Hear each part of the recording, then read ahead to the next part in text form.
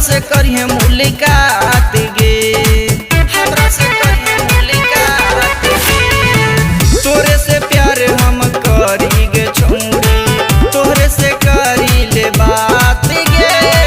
जिला जहानाबाद में छौरी, हमरा से करिए मुलाकात गे।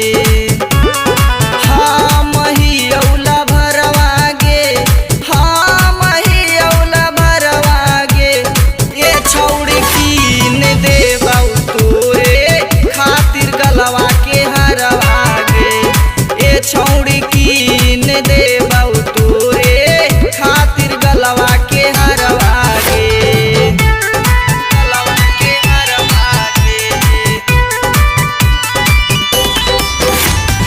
गलवा के हरवा गे।